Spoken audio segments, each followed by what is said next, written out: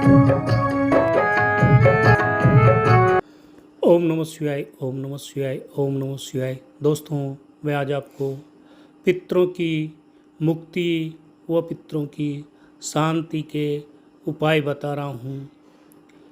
विशेषकर हर घर परिवार में पितृ बाधा की वजह से कलह बनी रहती है। होते होते काम रुक जाते हैं व अनावश्यक खर्चे हो जाते हैं। घर परिवार में लड़ाई झगड़ा विवाद हो जाता है। ये सब पितरों के वजह से होते हैं। पितरों को शांति प्राप्त होगी तो पितर आपके इसी तरह के किसी प्रकार की बाधा व विपत्ति उत्पन्न नहीं होने देंगे। किंतु जिस घर परिवार में पितृ पूजा नहीं होती है अथवा पितृ तृप्त नहीं है अथवा पितृ संतुष्ट नहीं है अथवा पितृ नाराज हैं, उन घरों में इस प्रकार की गतिविधियां क्रियाएं देखने को मिलती है। किंतु घर परिवार वाले इस बात को समझ नहीं पाते हैं। किसी न किसी घर परिवार में कोई न कोई पितृ आवश्यक होता है। पितरों में अपने पूर्वज जिनकी मुक्ति नहीं हुई है, मोक्ष नहीं हुआ है, वह इस पृथ्वी पर ही भटक रहे हैं और वह भटक रहे हैं तो वह आपके घर परिवार आप जहाँ रहते हैं वहीं आसपास भटक रहे हैं, क्योंकि उनका मूल निवास स्थान वही था जहाँ आज आप वर्तमान में रह रहे हैं। उस स्थान जगह व मकान पर उनका हक बनता है और वह जगह मकान आदि उनकी ही है और उस जगह मकान आदि में उनका मान सम्मान नहीं मिल रहा है, उनको भोग प्रसाद आदि नहीं मिल रहा है। ऐसी स्थिति में ये पितृ नाराज होते हैं और अनेक प्रकार से ग्रहगृहस्थी में बाधा डालते हैं। मैं आज आपको इनको मुक्ति व प्रसन्न करने का उपाय बता रहा हूँ। सर्वप्रथम मैं आपको बता दूँ कि 16 श्राद्ध होते हैं। उन 16 श्राद्धों में आपको यदि कोई पितृ मृत्यु को प्राप्त हुआ है, आपको वह वैदिक तिथि याद है, पंचमी, अष्टमी, दसवीं, 11वीं आदि। यदि उस तिथि को आपका परिवारजन स्वर्गवास हुआ है, देहांत हुआ है, तो श्राद्ध के दौरान उस तिथि को उस मृतक आत्मा की शांति हेतु धूप दीप अगरबत्ती भोग प्रसाद आदि किया जाना होता है।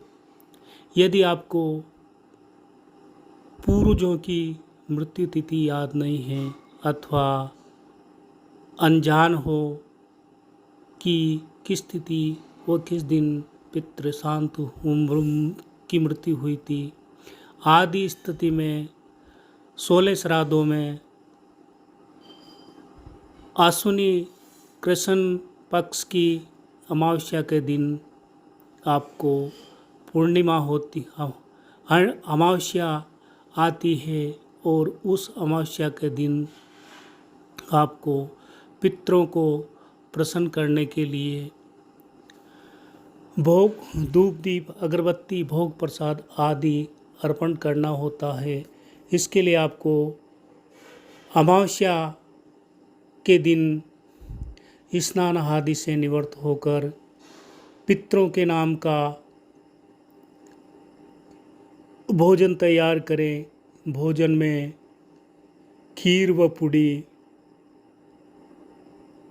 पितरों को अर्पण करना होता है। साथ ही सफ़ेद कलर की मिठाई पितरों को भोग में अर्पित की जानी होती है। आपको अमावस्या के दिन अपनी प्रहंडी जहाँ जलपात्र रखते हैं वहाँ पोंछा लगाकर शुद्ध कर लेना है तथा गंगा जल छिड़क कर जगह का पवित्रीकरण कर लेना है। उसके बाद आपको उस स्थान पर कंडे की आग जलने के बाद अंगारे हो, उन अंगारों के ऊपर घी शक्कर व खोपरे के टुकड़े मिलाकर पितरों के नाम का हवन करना होता है। उस धूप निकलती है, उस धूप को पितृ ग्रहण करते हैं। उसी दौरान आपको पितरों को खीर पूड़ी का भोग लगाना होगा और सफ़ेद मिठाई भी भोग में रखनी होगी। किसी पात्र में पानी भर कर रखना होगा। इस प्रकार पितरों को धूप दीप अगरबत्ती आदि अर्पण करके पितरों के नाम का भोग प्रसाद आदि रखकर पितरों को आह्वान करना है कि हमारे जो भी पितर हैं आप यहाँ आओ और भोग प्रसाद आदि ग्रहण करो। किसी प्रकार की भूल हो तो माफ़ करना, घर परिवार में आने वाले संकट विघ्न से रक्षा करना और हम पर कृपा करना। हम हर अमावस्या को आपके नाम का धूप दीप भोग प्रसाद आदि अर्पण करेंगे। दोस्तों, आप हर महीने की अमावस्या के दिन पितरों के नाम का कंडे की आग पर हवन करें और ये सभी प्रकार के भोग प्रसाद आदि अर्पण करें और पितरों को आह्वान कराए हैं। हाँ, तो चल रहा था श्राद्ध पक्ष की अमावस्या के दौरान आपको इस तरह से पितरों को भोग प्रसाद आदि करके उनको आह्वान करना है और भोग ग्रहण करने की कामना करके कृपा करने की कामना करना है। इस प्रकार भोग प्रसाद आदि हवन करने पर पितृ प्रसन्न होंगे और पितरों की आत्मा तृप्त होगी। ये तो रहा पितरों को भोग प्रसाद व हवन का। हाँ, यह ध्यान रहे पितरों को या पितरों के निमित्त आप किसी गरीब को सफ़ेद कपड़े आवश्यक रूप से दान करें। इससे पितृ प्रसन्न होंगे और कृपा करेंगे। इसके बाद आपको प्रति अमावस्या को यही क्रिया करना है। कंडे की आग जलाना है, शुद्ध स्थान प्रहंडी जल पात्र के पास पोंछा लगाकर गंगा जल छिड़क कर कंडे की आग पर धूप दीप अर्पण करना है और भोग स्वरूप खीर पूड़ी व सफ़ेद मिठाई का भोग लगाना है। पानी रखना है। दीपक अगरबत्ती अर्पण करके हर अमावस्या को आपको आह्वान करके पितरों से क्षमा प्रार्थना करना है और भोग प्रसाद आदि देते रहना है। दोस्तों, इसके अलावा दूसरा प्रयोग में बताता हूँ कि आप हिंदू संस्कृति से जुड़े हो और किसी न किसी देवी व देवता की आराधना अवश्य करते हो।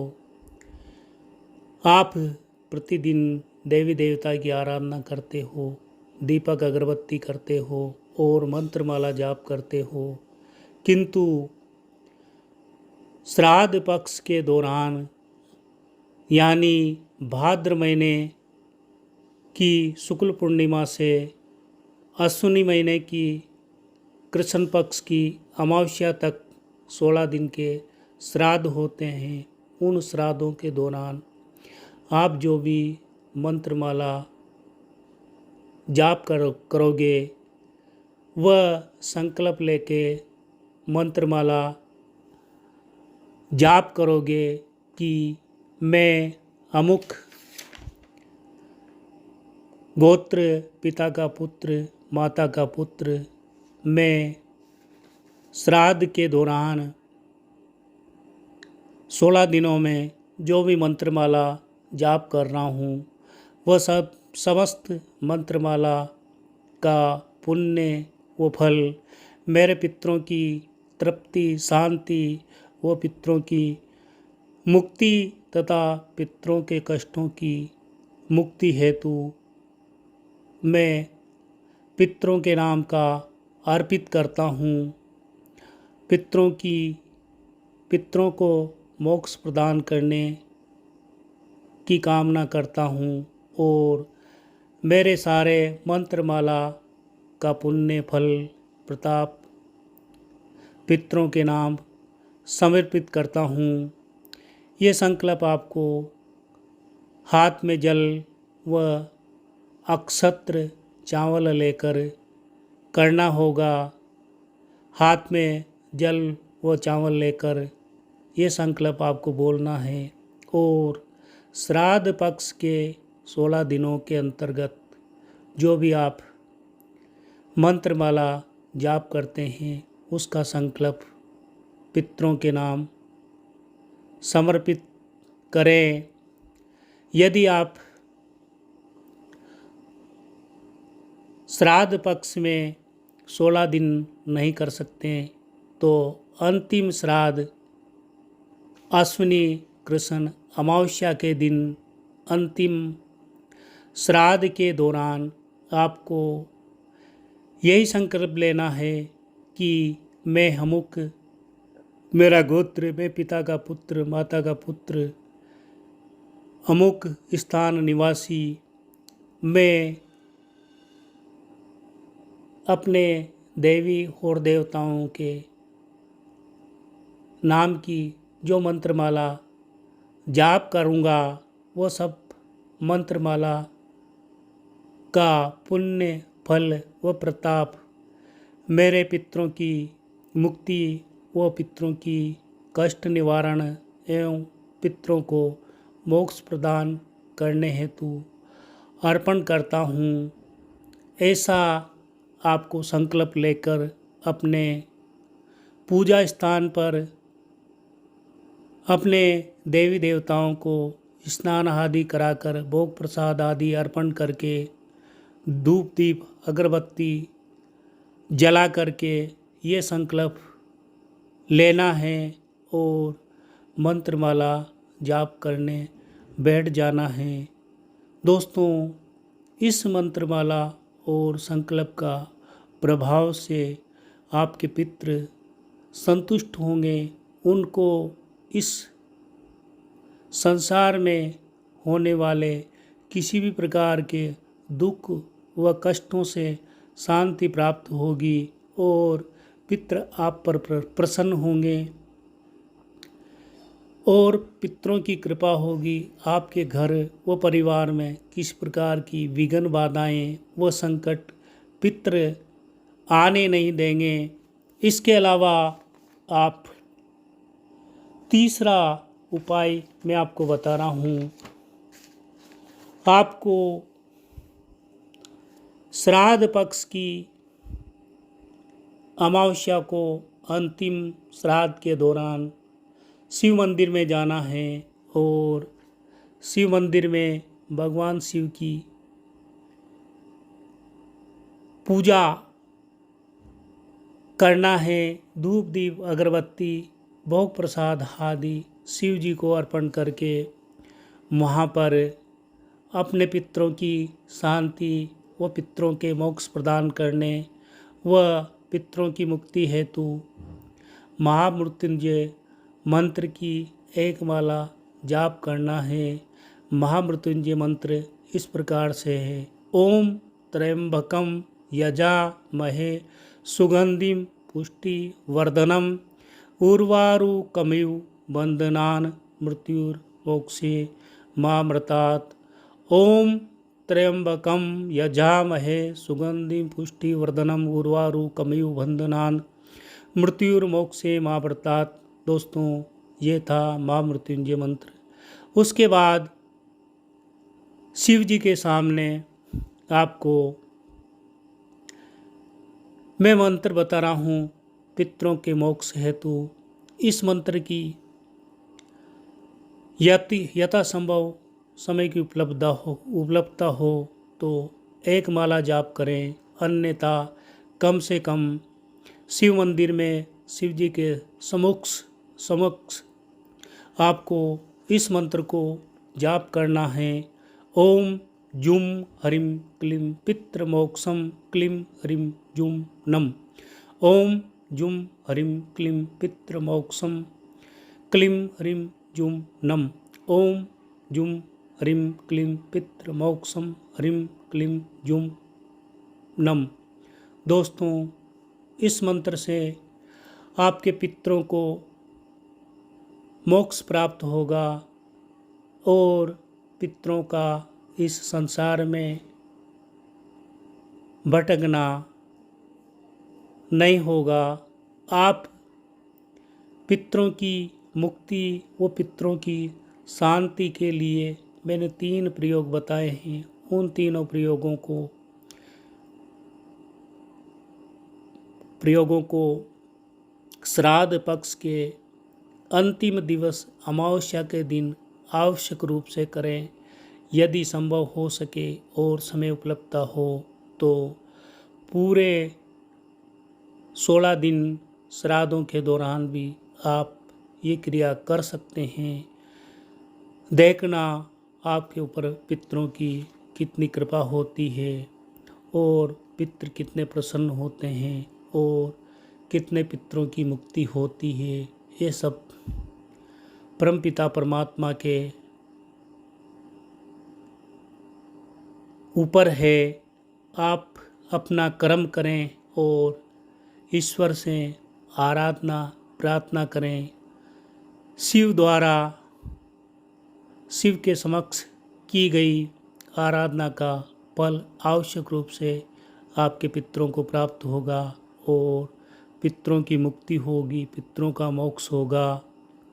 ये मंत्रमालाएं यथासंभव आप रुद्राक्ष की माला से जाप करें और आसन सफ़ेद रखें और शिव जी के सामने धूप दीप अगरबत्ती आदि अर्पण करके मंत्रमाला जाप करें। और अंतिम पितरों की मुक्ति व मोक्ष के लिए मैं उपाय बता रहा हूँ कि आप श्राद्ध पक्ष की अमावस्या के दिन आप अपने द्वारा गुरु मंत्र धारण किया हुआ है या किसी से गुरु मंत्र लिया हुआ है तो उस गुरु मंत्र की 21 माला अपने पूजा कक्ष में देवी देवताओं को धूप दीप अर्पण भोग आदि अर्पण करके उस